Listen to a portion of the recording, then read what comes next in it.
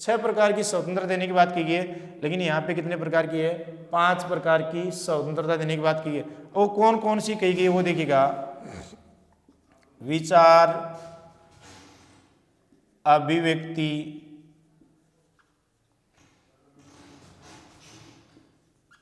विश्वास, धर्म व उपासना। विचार, अभिव्यक्ति, विश्वास, धर्म व उपासना, ये 5 प्रकार की स्वतंत्रता देने की बात की गई।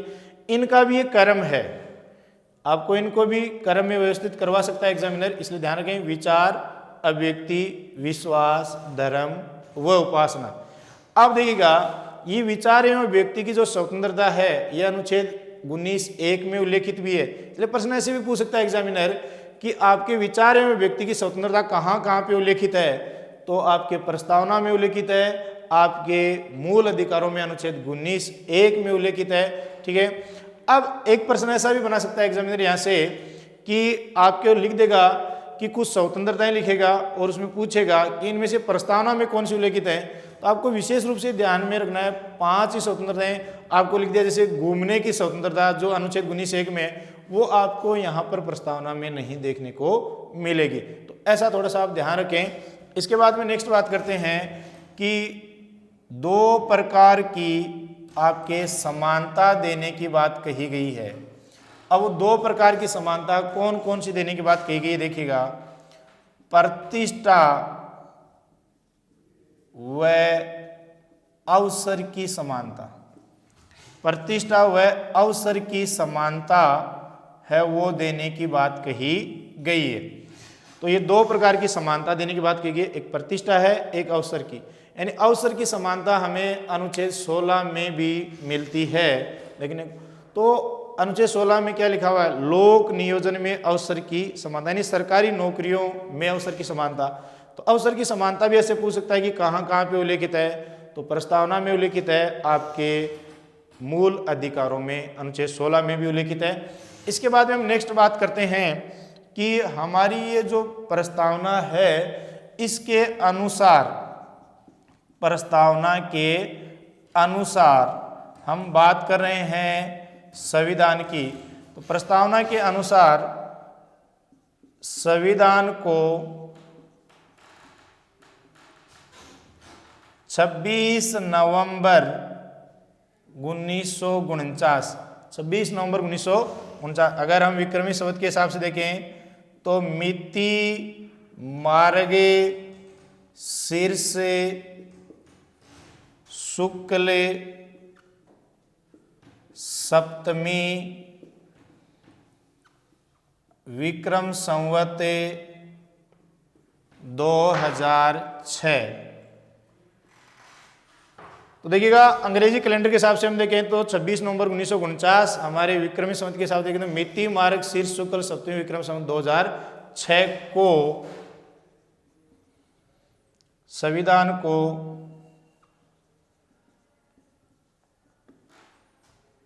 अंगीकृत अधिनियमित व आत्मार्पित किया गया।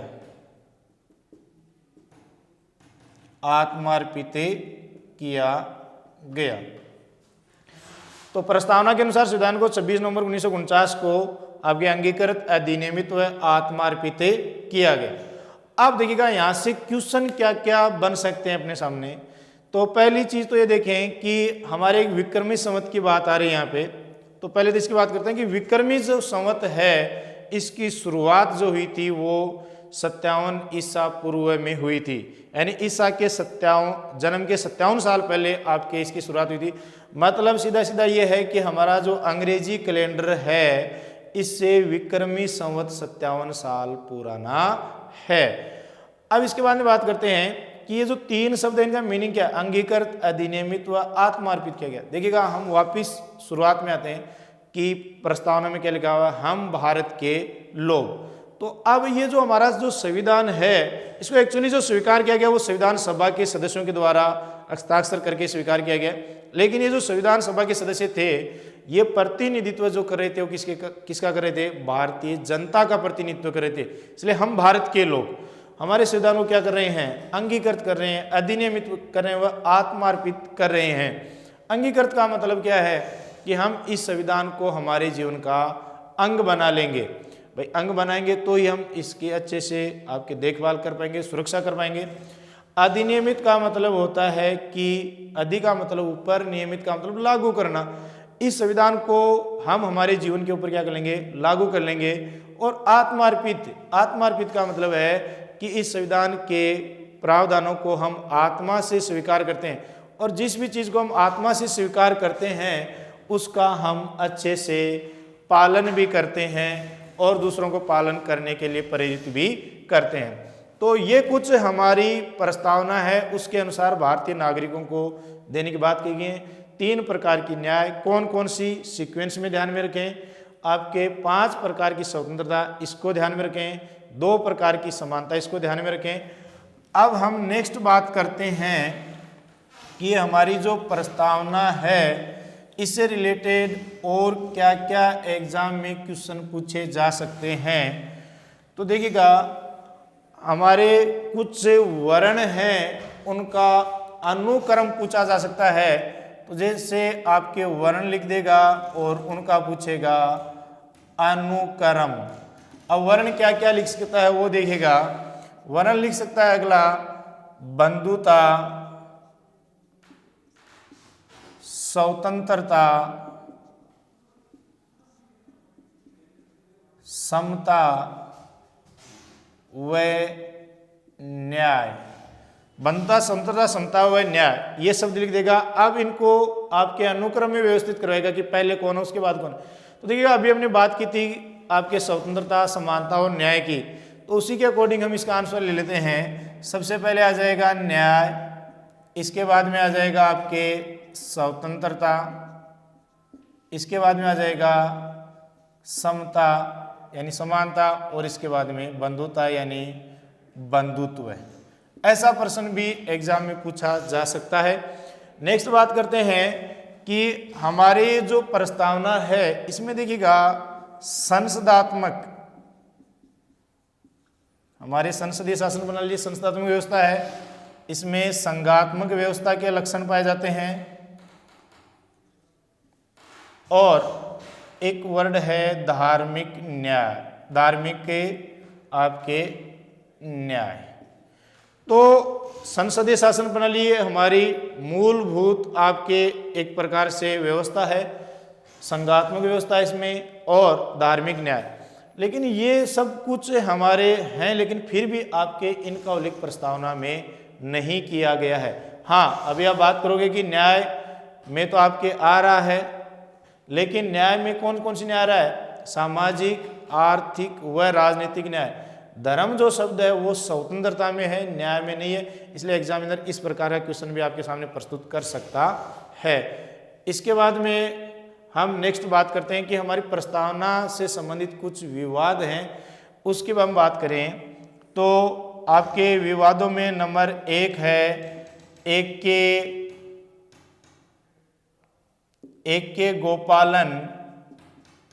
के गोपालन बनाम मद्रास राज्य विवाद।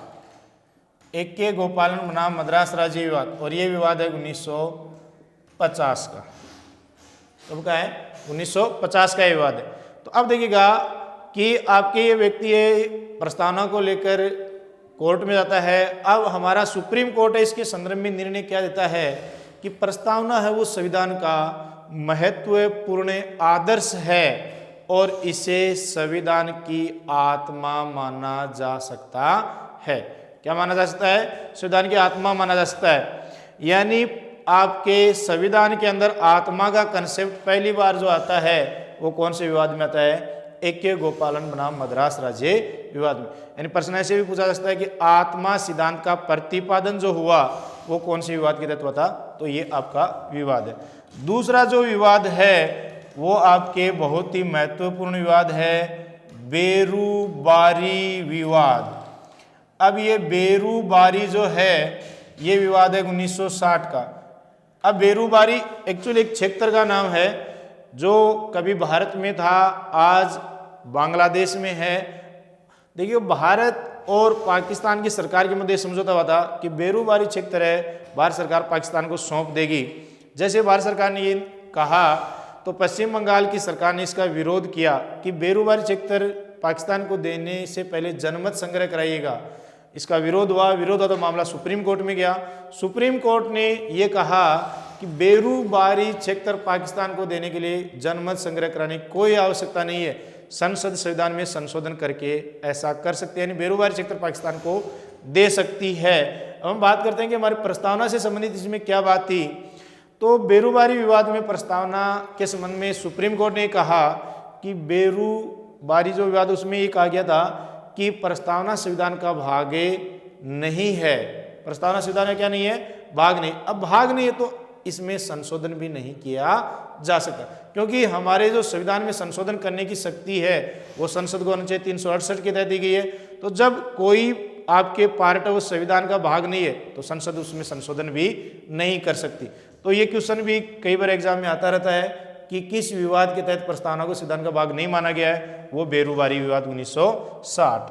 तीसरा विवाद देखिएगा, केशवानंद, ये भी काफी महत्वपूर्ण विवाद है। केशवानंद भारती बनाम केरल राज्य विवाद। ये जो विवाद है ये है आपका 1973 का।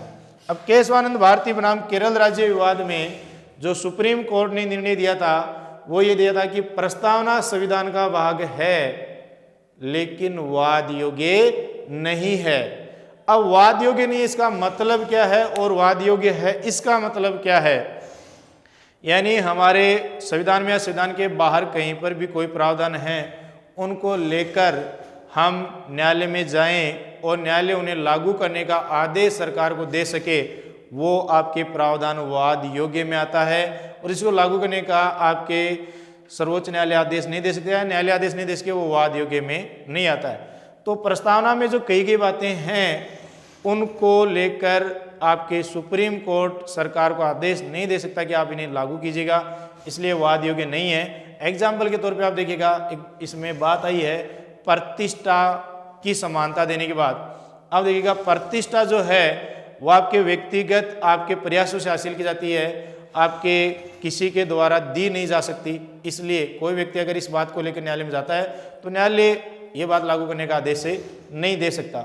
अब दूसरा जो निर्णय आया था इसके संदर्भ में वो क्या आया था कि प्रस्तावना संविधान का भाग है, अतः इसमें संशोधन भी किया जा सकता है। देखिएगा, यही सुप्रीम कोर्ट बेरूबारी विवाद में कह रहा है कि प्रस्तावना संविधान का भाग नहीं है, और यहाँ पे क्या कह रहा है